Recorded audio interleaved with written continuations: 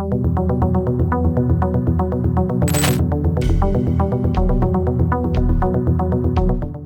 একটিমাত্র ভোট বদলে দিতে পারে দেশের ভবিষ্যৎ।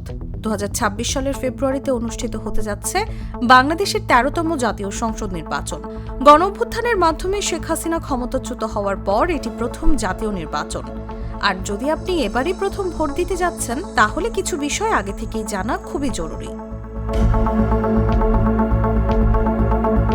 প্রথম প্রশ্নটাই আসে, ভোট দিতে কি এনআইডি লাগবে? উত্তর হলো না। ভোটের দিন আপনার কেবলমাত্র ভোটার স্লিপই যথেষ্ট।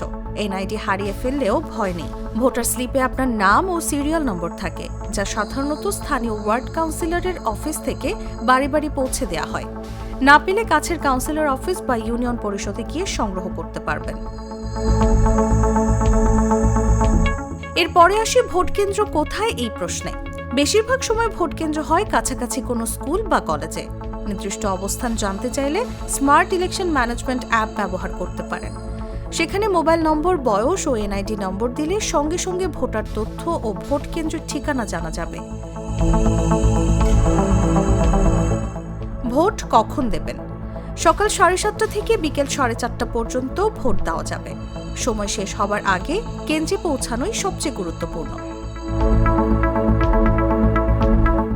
ভোট দেওয়ার প্রক্রিয়া খুবই সহজ। নির্ধারিত কেন্দ্রে গিয়ে নির্বাচন কর্মকর্তাকে ভোটার স্লিপ দেখাবেন। তারা আপনার নাম যাচাই করে আঙুলে অমোচনীয় কালি লাগাবেন এবং আপনাকে ব্যালট পেপার ও একটি সিল দেবেন। এরপর গোপন কক্ষে গিয়ে নিজের পছন্দের প্রার্থীর প্রতীকের পাশে সিল মারবেন, ক্রস বা টিক নয়।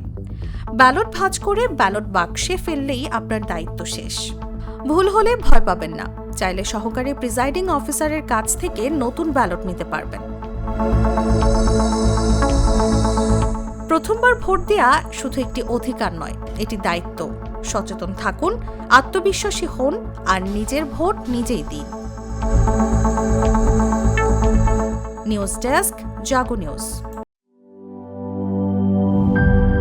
দুধার চকলেটে একাকার হয়ে ওঠা প্রাণ লেয়ার সম্পর্কের মিষ্টি ম্যাজিক।